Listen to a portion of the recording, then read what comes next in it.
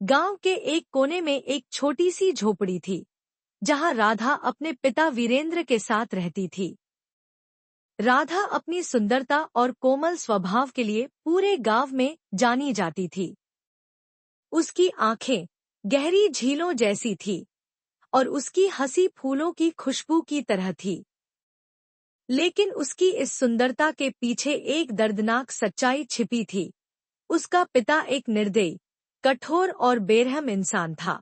राधा की मां उसके बचपन में ही गुजर गई थी और तभी से उसके पिता ने उसे सिर्फ एक बोझ समझा। वीरेंद्र हर दिन शराब पीता, जुआ खेलता और जब हार जाता तो अपनी नाकामी का गुस्सा राधा पर निकालता। छोटी छोटी बातों पर उसे पीटता, डांटता और घर के सारे काम करवाता। राधा को पढ़ाई बहुत पसंद थी, लेकिन उसके पिता ने उसे स्कूल तक जाने नहीं दिया। वह कहता, लड़कियों को पढ़ने की क्या जरूरत? तुझे तो किसी अमीर आदमी से शादी करा के पैसे लेने हैं। गांव के एक बुजुर्ग शिक्षक, रामशरण जी, राधा की तकलीफों से वाकिफ थे। उन्होंने कई बार वीरेंद्र को समझाने की कोशिश की, लेकिन वह अपनी आदतों से बाज नहीं आया। एक दिन जब वीरेंद्र ने राधा को बुरी तरह से पीटा, तो रामशरण जी ने फैसला किया कि अब वह इस लड़की को इस नर्क से निकाल कर रहेंगे। रात के अंधेरे में जब वीरेंद्र नशे में धुत था, रामशरण जी ने राधा को अपने घर बुलाया और कहा, बेटी, अगर तू यहाँ रही तो तेरा जीवन खत्म हो जाएगा। चल, मैं तुझे उस जगह ले चलूंगा जहाँ तुझे तेरा हक मिलेगा।